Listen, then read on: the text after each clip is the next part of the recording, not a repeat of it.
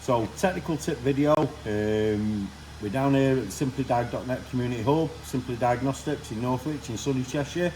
We've got a J11 Nissan Qashqai in with customer request to check power and ground and signal to the front camera. So we're going to do a few initial steps, then we're going to get down and dirty.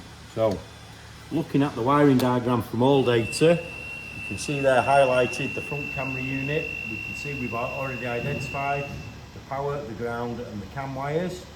So pin 6 is our positive, pin 7 is our negative, and then 2 and 3 are our cam wires.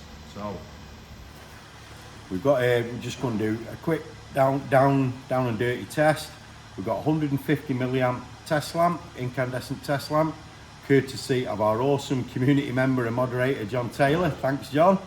And we're going to use the Hobby Tools breakout lead kit.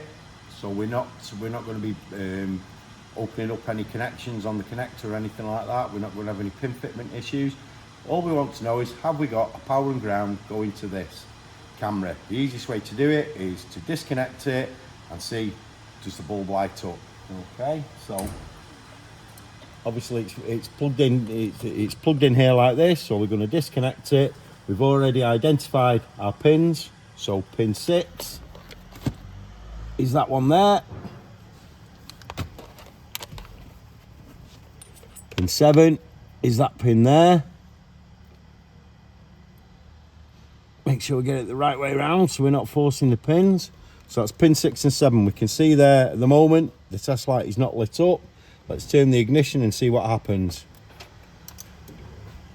We have power and ground, or at least we have enough power to power a 150 milliamp test light. What we want to do now is, will it actually run a module? So this wouldn't be enough power to power a module up. So we're going to get rid of that now, and we're going to put a heavier load in place. We're going to use 21 watt indicator bulb that are fashioned together with some 4mm bananas. Bananas are my favourite fruit. We'll see, will it light a 21 watt bulb? So again, pin 6, pin 7. We've got a good power and a good ground. So there we go. There's nothing wrong with the power supply or the ground to that module. The next thing we want to do, have we got a valid CAN signal? Down and dirty test, we know it's on pins 2 and 3, so let's back probe those now. So if that was 6, 5, 4, 3, and we want a ground for our meter, we're going to use a multimeter, so we're going to go back into pin 7. We're going to get our awesome Mechanic Mindset multimeter. If you've watched my CAN 101 video, we expect to see around about 2.5 volts, maybe just a little bit less, to see if we've got a valid CAN signal. So we're going to go into the ground and then into one of our CAN wires. We have 2.2 volts, nearly 2.3 volts. Then we're going to move from pin 3 to pin 2.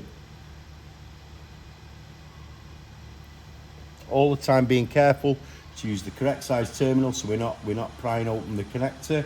And we see there we've got 2.6 volts. So baseline test using dead simple test equipment, we can say we've got some sort of a signal going on there. We need to look at it a bit more in depth to make sure we've got a good valid signal. But our comms lines are there. They're not shorted to power, they're not shorted to ground, they're not open circuit. Those signals are coming from the body module on the CAN network. So, hope you found this interesting. Thanks for watching. Want to know more? Simple CAN testing, CAN 101 on our YouTube channel. Thanks for watching. You're awesome.